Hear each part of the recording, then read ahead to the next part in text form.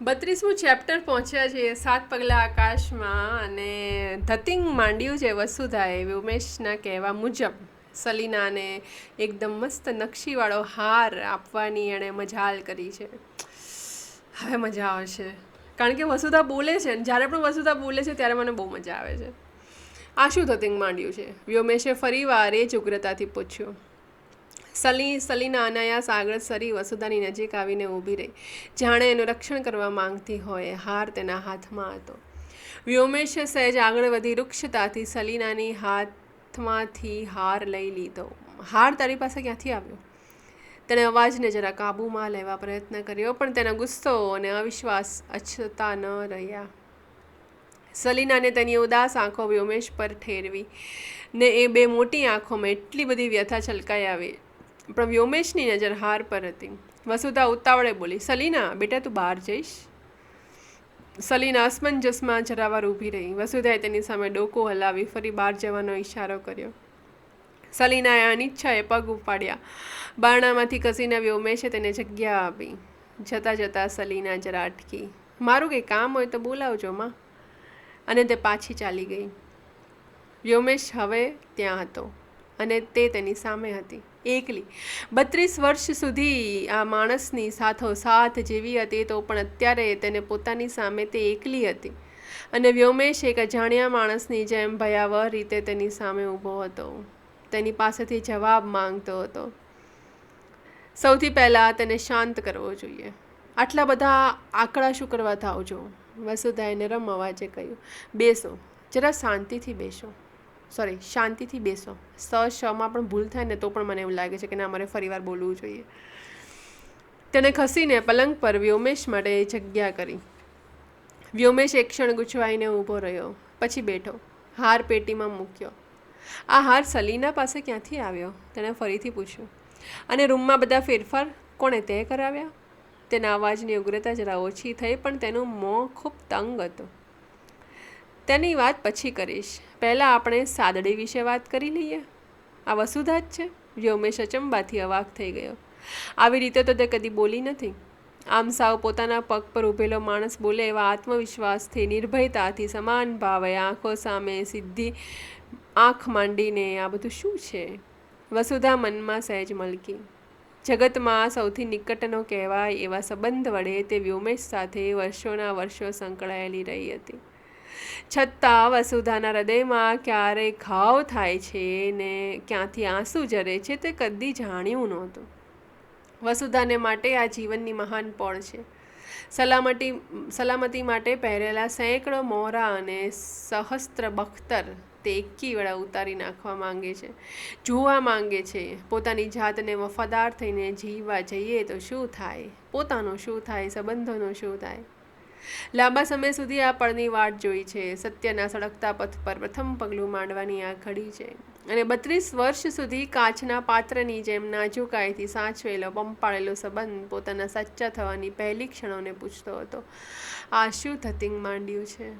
અને ફરી હસવું આવી ગયું. હું પ્રશ્ન પૂછું છું, તેમાં હસવા જેવું શું છે? હવે ઉમેશ ફરી ચીડાયો. પૂછું છું કે રૂમમાં આ બધા ફેરફાર તે કોને પૂછીને કર્યા? વસુધાનું હાસ્ય વિલાઈ ગયું. હતાશ થઈને તે જોઈ રહી. કોઈ દિવસ શું તમારી સાથે હું સમાન ભાવે વાત જ ન કરી શકું? મારો ને તમારો સંબંધ શું અધિપતિ ને આજ્ઞા ઝીલનારનો જ સંબંધ છે? ગંભીર થઈને બોલી, જરા બેસો ને. મારે પણ તમને ઘણા વખતથી એક વાત કહેવી હતી.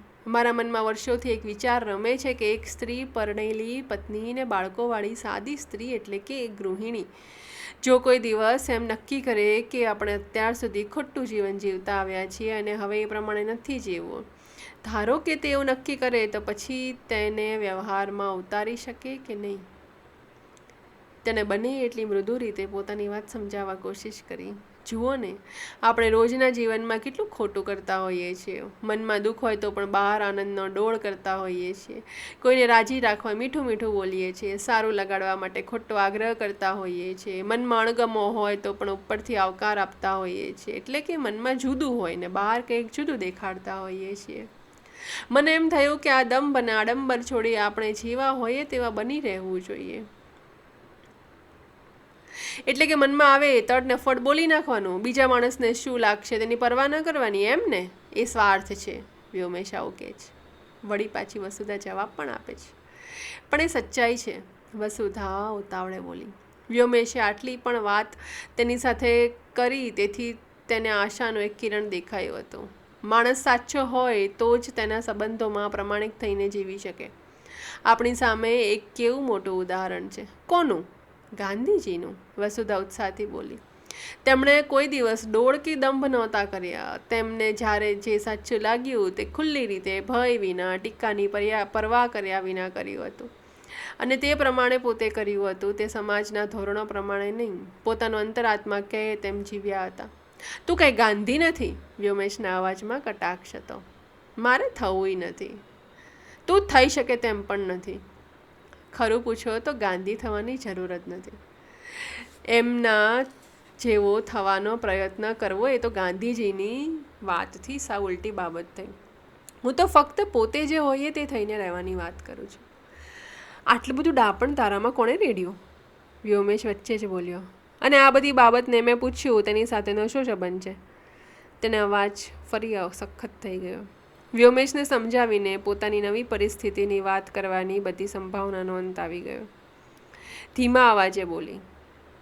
રૂમમાં ફેરફાર એટલા માટે કર્યા કે રાતે વાંચવા માટે, વિચારવા માટે મને એકાંત જોઈએ છે.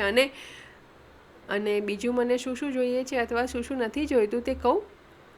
એકવાર બધા આવરણો હટાવી હું મારા હૃદયમાં જે છે તે તમને દેખાડું. તમે એ સહી શકશો? હું સાચું બોલવા તૈયાર છું, પણ સાચું સાંભળવાની તમારી તૈયારી છે?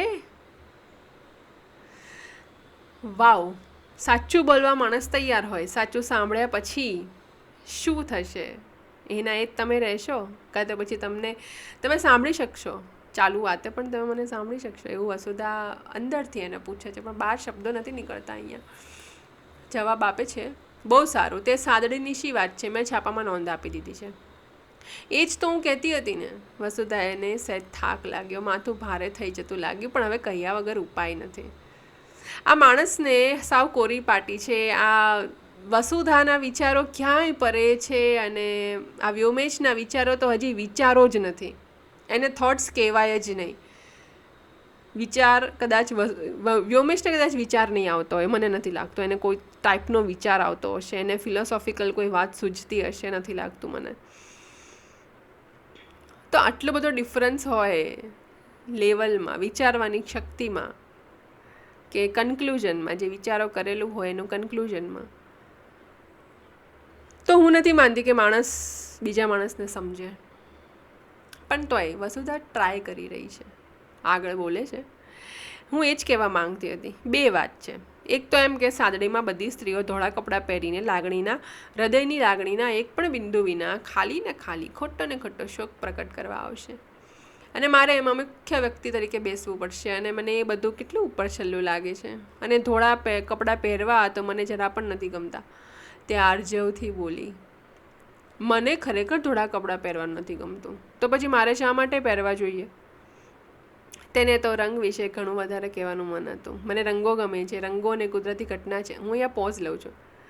વસુધા જ્યારે હવે ખુલ્લી થઈ છે ને, એની જીભ બહાર આવી છે, તો એને 32 વર્ષમાં વ્યોમેશને જે કહેવું છે ને એ બધું જ કહેવાની ઈચ્છા થાય છે. અને એમ થાય છે કે વ્યોમેશને બેસાડી દઉં બાંધીને, અને હું બોલતી જ જાઉં કે વ્યોમેશ મને આમ ગમતું હતું, મને આમ ગમતું હતું, તે આમ કર્યું, મને નહોતું ગમ્યું, આ હતું, તે હતું, ફલાણો હાથ. એને બધું કહેવું છે એના પતિને. પણ એને એ પણ ખબર છે કે વ્યોમેશ સમજવાનો નથી, એ સમજણવાળો માણસ નથી. પણ અહીંયા કુન્દિકાબેન એનું વણ કહેલી વાત, વસુધાની વણ કહેલી વાત કુન્દિકાબેન લખે છે અહીંયા, અને એ જ હું વાંચું છું. દરેક સ્ત્રીની વાત છે, દરેક પુરુષે વાંચવી જોઈએ અને સાંભળવી જોઈએ.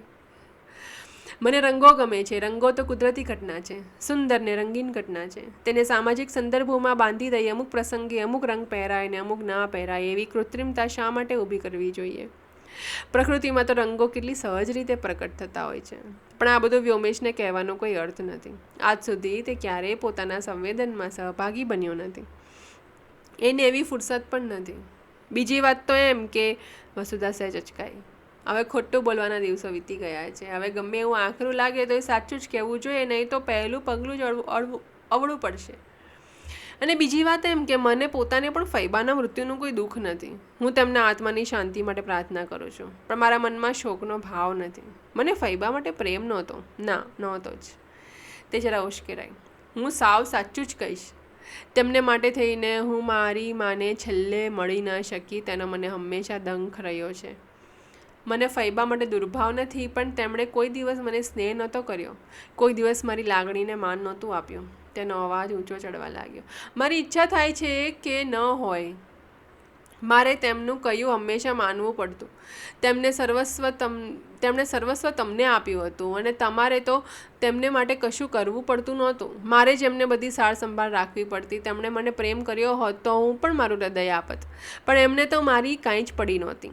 એ તો મને એક કામ કરનાર પ્રાણી માનતા, મને હંમેશા શંકાથી જોતા. ચૂપ રહે વસુધા, વ્યોમેશ બોલે છે. ના, હું બોલીશ. આખી જિંદગી હું ચૂપ રહી છું, હવે હું ચૂપ નહીં રહું.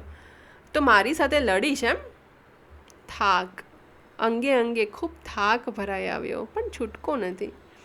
હું તમારી સાથે કાંઈ લડવા નથી માંગતી. હું માત્ર મારા હૃદયમાં જે છે તે જ કહું છું. મારે હવે ડોળ કે દેખાવ નથી કરવા. મને જે દુઃખ નથી થયું તેનો મને શોકનો દરબાર નથી ભરવો. આટલું બોલીને તે થાકી ગઈ. તેના હજુ પણ કુમાશ જાળવી રહેલા ચહેરા પર ક્લાંતિની છાયા ઉતરી આવી.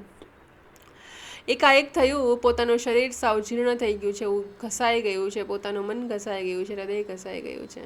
બસ પૂરું થઈ ગયું કહેવાનું. વસુધાએ નિશ્વાસ મૂક્યો. ઓહ, તમારા માટે મેં વર્ષોના વર્ષો મારી વાણી રૂંધી રાખી, એક પણ હૃદયની વાત હોઠે આણી નહીં, અને આ પહેલી વાર મેં મારા અંદરના કમાડ ખોલ્યા છે અને તમને એમાં ડોક્યું કરવા જેટલો સમય નથી. તારું કહેવાનું પૂરું થઈ ગયું હોય તો હવે મારી આગળની વાત સાંભળી લે. વ્યોમેશના અવાજમાં કડકાઈ હતી. આ ખાલી આદર્શ વેળા, પુસ્તક વેળા છે. મને એમાં રસ નથી. અને બીજું, ઘરમાં રહેવું હોય તો ઘરની ફરજો બજાવવી પડશે. મને આ નથી ગમતું ને તે નથી ગમતું, એ બધું નહીં ચાલે. વસુધાનું હૃદય ચીસ પાડી ઉઠ્યો. પણ ફૈબા તો હંમેશા કહેતા કે વ્યોમેશને આ ગમે છે ને આ નથી ગમતું, અને તે જ રીતે તો ઘર ચાલ્યું છે આજ સુધી. તમને શું ગમે છે ને શું નહીં ગમે તે પ્રમાણે તો ચાલ્યું છે. એના હૃદયમાં એ બોલતી હતી, બહાર નહોતી કાઢતી હજી પણ. વ્યોમેશ ઊભો થયો. બારણા તરફ વળતા તે વસુધા તરફ ફર્યો. આ ઘરણાની પેટી અહીંયા કેમ છે? તેણે પેટી લઈ લીધી અને પછી આગળ કાંઈ બોલ્યા વિના ચાલ્યો ગયો. વસુધાને લાગ્યું જાણે કોઈ પોતાના હૃદયને વજનદાર પગ નીચે કચડતું ચાલ્યું ગયું. ઘરમાં રહેવું હોય તો શબ્દો તીરની અણીની જેમ વિંધવા લાગ્યા. અંધારામાં એકલી વિંધાયેલી પંખીની જેમ તે તરફડતી પડી રહી. મોડી રાતે આંખ મળી. સહેજ પણ એવો ભાસ થયો કે ખુલ્લા બારણામાંથી કોઈક અવાજ કર્યા વિના આવ્યો. કાળજીથી ચાદર ઓઢાડી બારણા હળવેથી બંધ કરીને ચાલ્યો ગયો. બીજે દિવસે આંખ ખોલી ત્યારે બહુ મોડું થઈ ગયું હતું. માથું ભારે લાગતું હતું, શરીર કળતું હતું. તે ઝટપટ ઉઠીને રસોડામાં ગઈ. દૂધ કેન્દ્ર પર દૂધ ખલાસ થઈ ગયું હશે તો, પણ જોયું તો ચૂલા પર દૂધની તપેલી પડી હતી. કોણ લઈ આવ્યું હશે? તેણે બહાર ડોક્યું કર્યું. વ્યોમેશ હંમેશની જેમ ચા પીતો હતો. કોણે તેને ચા બનાવી આપી કે તેને જાતે બનાવી? દૂધ પણ તે જ લઈ આવ્યો હશે. રાતની ચર્ચા પછી તેના મનમાં કંઈ જુદા વિચાર આવ્યા હશે. મિત્રો, આ હોપ છે વસુધાને કે કદાચ એને સમજી જાય, કદાચ 0.00001% પણ કદાચ મારી વાત સમજી જાય. એવું એને આમ મનમાં સતત વિચારો આવ્યા રાખે છે. કદાચ સમજી જાય, કદાચ હું વિચારું છું એમ પણ એ વિચારવા લાગે. પણ આ વ્યોમેશ છે, આ તો કાંઈ હોતું હશે એવું. તેણે બારણામાં ઊભેલી જોઈ. વ્યોમેશે તેના તરફ નજર ઉચકીને જોયું. ફરી છાપામાં નજર ડૂબાડી દીધી. કશું બોલ્યો નહીં. ચહેરા પર કોઈ ભાવ પ્રકટ થયા નહીં. ચા પીવા પોતાને બોલાવે તેવો અણસાર દેખાયો નહીં. તેણે જાતે ચા બનાવી હોય, પોતાના એકને જ માટે બનાવી હશે કે મારી માટે પણ બનાવી હશે. ક્ષણવાર તે ઊભી રહી, પણ વ્યોમેશે ફરી તેની તરફ જોયું નહીં. રોષ હતો કે ઉપેક્ષા હતી? શરીરમાં જરા સ્ફૂર્તિ નહોતી લાગતી. પાછા જઈને સૂઈ જવાનું મન થયું. અચાનક મુખ્ય બારણા પાસે કોઈક અવાજ થયો અને પછી નીચેથી સરળ કરતું છાપું સરી આવ્યું. વસુધાએ જલ્દીથી બારણું ઉઘાડ્યું. છાપાવાળો દાદર ઉતરતા અટકીને ઊભો રહ્યો. વસુધાએ ઉદ્દેશીને બોલ્યો, આજે પહેલો દિવસ હતો એટલે મોડું થયું. કાલથી બંને સાથે આપી જઈશ. વસુધાને યાદ આવ્યું, ગઈકાલે તેણે છાપાવાળાને હવેથી રોજ સવારે પ્રવાસી દૈનિક આપી જવાનું કહ્યું હતું. અત્યાર સુધી ફક્ત ઘરમાં ટાઈમ્સ આવતો. છાપા સંબંધમાં વસુધાને એકવાર ખૂબ માઠું લાગેલું. એકવાર ઇટલીથી ઉપડેલા વિમાનને હવાઈ ચાંચિયાએ જ્યાત બીજે ઉતરણ કરાવીને બાનમાં રાખેલો અને પોતાની માંગણી પૂરી ન કરવામાં આવે તો ઉતારો સહિત વિમાન ઉડાડી દેવાની ધમકી આપેલી. ધમકીની મુદ્દત રાતના 12 વાગે પૂરી થતી હતી. વસુધાની આખી રાત અચંબામાં આવી હતી. નિર્દોષ ઉતારુઓ બિચારા કેવા ફફડતા હશે. સવારે આંખ મળી ત્યારે છાપું આવી ગયું હતું. વ્યોમેશ ખૂબ તલ્લીનતાથી વાંચતો હતો. ઉઠતા વેંત તે વ્યોમેશ પાસે ધસી ગઈ. ઉત્સુકતાથી પૂછ્યું, શું થયું પેલું વિમાનનું?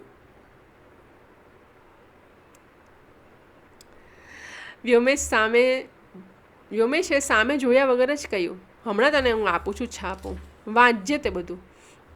તે સાવ સ્વાભાવિકપણે કહ્યું હતું, પણ વસુધાને બહુ ખરાબ લાગેલું. પોતાના મનમાં આટલી વ્યગ્રતા છે, રાત આખી સરખી ઊંઘ નથી આવે, અને આ માણસ તેની પડખે સૂતેલો, તેના શરીર પર માલિકી ધરાવતો માણસ તેના હૃદયથી કેટલો દૂર હતો. બહુ દિવસ સુધી આ ઘટનાનો કાંટો મનમાં વાગ્યા કરેલો. પછી પેલી જ્વલંત ઈચ્છાની જોડે નાની નાની ઈચ્છાઓ વણી હતી. તેમાં એક આ ઈચ્છા પણ ગૂંથી હતી, કોઈક વાર હું નિરાંતે સવારના છાપું વાંચતા ચા પીતા છાપું વાંચીશ. છાપામાં જાહેર ખબરો આવે, વીમા કે કંપની કે બેંકની ભવિષ્યની યોજનાઓ. તેમાં સુખી ઘરનું ચિત્ર છાપેલું હોય. એક પ્રૌઢ ચશ્માવાળો માણસ સોફામાં બેસી છાપું વાંચતો હોય. સ્ત્રી સામે ચાનો પ્યાલો લઈને ઊભી હોય અને પછી નીચે ભોંય પર બેઠી હોય, ભરત ગૂંથણ કરતી હોય. સ્ત્રી સોફામાં બેસીને છાપું વાંચતી હોય તેવું ચિત્ર ક્યાંય નથી જોયું. કોઈ દિવસ એવી રીતે વિચારીશ અને વાંચીશ અને હર્ષને કહીશ, ફોટો પાડને દીકરા. તેથી જ આગલા દિવસે છાપાવાળાને ટાઈમ્સની સાથે ગુજરાતી પ્રવાસી પણ સવારે આપી જવાનું કહેલું. છાપું લઈને પોતાની રૂમમાં ગઈ. હા, હવે એની પાસે પોતાની રૂમ હતી. પલંગ પર સહેજ આડી પડીને છાપું વાંચવા લાગી. કાલથી અહીં છેક ખુરશી મુકાવીશ. આમ વાંચવાનું ફાવતું નથી. આમ પણ હવે આ રૂમ જરા વધુ વ્યવસ્થિત કરવો જોઈએ. થોડાક મથાળા માંડ વાંચ્યા ત્યાં આંખો ભારે થવા માંડી. જોયા વગર જ બારણામાં તેની વજનદાર હાજરીનો અણસાર અનુભવાયો. તે સમજી ગઈ. મનથી સહેજ તૈયાર ન થાય ત્યારે કઠોર અવાજ સંભળાયો, કોને પૂછીને છાપું બંધાયું? 2 છાપાના બિલ કોણ તું ભરવાની છે? નવા આશ્ચર્યથી વસુધાએ તેની સામે જોયું. વધારાના 1 છાપાના મહિને ₹20-25 ન ખર્ચી શકાય તેવી સ્થિતિ તો નથી ઘરની. વ્યોમેશ ઊભો રહ્યો નહીં, બોલીને ચાલ્યો ગયો. વસુધાને લાગ્યું સામે મોએ જાણે કોઈએ ઘા કર્યો છે. તમારા માટે મેં લગભગ જીવન આપી દીધું અને તમે માત્ર 20-25 રૂપિયા ખાતર? ના, પૈસા ખાતર નથી. આ ગુસ્સો કેવળ છાપા માટે જ નથી. આ વ્યોમેશ તો વ્યોમેશ જ રહેવાનો છે. હવે મને વ્યોમેશ નામ જ નહીં ગમતું. ખરેખર આવું થતું હશે? આવું તો મેં સાંભળ્યું છે, ક્યાંય જોયું નથી, પણ કુંદનિકાબેને કીધું છે તો થતું હશે. એક ને એક હૃદયને કેટલી વાર ચુથ્થી નખાતું હશે. વેદનાથી હૃદય વલોવાઈ જવા લાગ્યો. હું સાવ તમને અનુકૂળ થઈને રહું છું ને તમને તો જ તમને ખપે. આજે 3 દાયકા પછી પણ સંબંધ સાવ કાચો જ રહ્યો છે. આંખો ખૂબ બળવા લાગી, શરીર શિથિલ થઈ ગયા. છાપું પડતું મૂકી માથે ઓઢી તે સૂઈ ગઈ. આટલું બધું અપમાન? ના, આ વિશે વાત કરવી પડશે. એની જેમ ગુસ્સો નહીં કરું, શાંતિથી પૂછીશ, મારા માટે શું હું એક છાપું પણ ન મંગાવી શકું? કોઈ દિવસ જો કહ્યું હોત, લે વસુધા છાપું જોવું છે, તું જોઈ લે, પછી મને આપજે, ત્યાં સુધી હું દાઢી કરી લઉં. અથવા બેસ વસુધા, ખુરશી આ લાવીને બેસને. જોતો ચૂંટણીના કેવા અણધાર્યા પરિણામ આવ્યા. અને પોતે છાપા પર નજર નાખતા પૂછે, એમ કોંગ્રેસને 2 જ બેઠક મળી છે? જોક સપાટ, પણ કોંગ્રેસને 2 જ બેઠક મળી છે, હજી ભાઈ એટલી જ મળે છે એ વખતથી પણ. કુદનિકાબેનને પણ ખબર છે. ઓકે, નો ઓફેન્સ. ઓકે, વ્યોમેશથી આવી રીતે વર્તવાનું કેમ બનતું જ નથી? એ તેના સ્વભાવની માત્ર વ્યક્તિગત ઉણપ છે કે એ પુરુષનો જાતિગત સ્વભાવ છે? સ્ત્રીઓ પણ ઘરમાં શાંતિથી રહેતી હોય તો, એ લોકોનું મન રાજી રહેતું હોય તો ભલે ને થોડું જતું કરીએ, એમાં આપણે શું બગડી જવાનું છે? એમ કહીને હંમેશા નમતું આપતા રહીને પુરુષના સ્વભાવને જ વધુ પુષ્ટ કરે છે. આમાં અમારોય વાંક હશે. અમે જ લોકોને અમારી દીનતા અને હીનતાથી ટેવાવા દીધા છે. એટલે જ તો એમને અમારે માટે એક સમકક્ષ મિત્ર માટે હોય એવા આદરને માન મળતા નથી હોતા. અને પછી આ બધું તેઓ કમાય છે એટલા માટે છે. પૈસાને સત્તા છે અને એ સત્તાનો દોર તેના હાથમાં છે. આંખોમાં અંધારા અજવાળા સંતા કુકડી રમવા લાગ્યા. નાહવા માટે કપડાં મૂકવાના છે. આછું આછું યાદ હતું. બૂમ પડશે એટલે ઉઠીશ, પણ આજે તો રવિવાર છે, ઓફિસ જવાનું નથી. સાંજે સાદડી છે, વિચાર કરતાં પાછું મન તંત્રામાં સરી પડ્યું. નાહવા માટે કપડાં મૂકવા જોઈએ, તેને બોલાવી નહીં, કોઈએ બોલાવી નહીં. કેટલો સમય વીતી ગયો તેની શરત રહી નહીં. છેવટે કોઈ આવીને જરા ચાદર ઊંચી કરી અંદરથી જાણે વરાળ નીકળી. ગભરાઈને કમલા બોલી, ઓ માં, તમારું શરીર તો ખૂબ ધગે છે. વસુધા ચમકીને બેઠી, લાલ આંખો, વિખરાયેલો ચહેરો, બારી બહારનું તપેલું આકાશ જોઈને પૂછું, કેટલા વાગ્યા? 11 વાગ્યા છે. તમે ચા પીશો? સવારની ચા પણ નથી પીધી તમે. પોતાને ખ્યાલ જ ન રહ્યો. વ્યોમેશે નાઈ લીધું, મને બોલાવી નહીં. પપ્પાજી? એ તો નાઈને જમીને બહાર ગયા છે. વસુધાની આંખમાં આંસુ ભરાયા અને ખાડીને બોલી, ના, ચાની જરૂર નથી, હું જરા સૂતી છું, તમે લોકો જમી લેજો. અને તમે? પછી જોઈશ. કમલા ચાલી ગઈ. ડબ્બા ડુબલીઓના પરચુરણ સામાનથી ભરેલી રૂમમાં કોઈ વિચિત્ર ખાલીપો પથરાઈ રહ્યો. વસુધા પાછી ચાદર ઓઢીને સૂઈ ગઈ.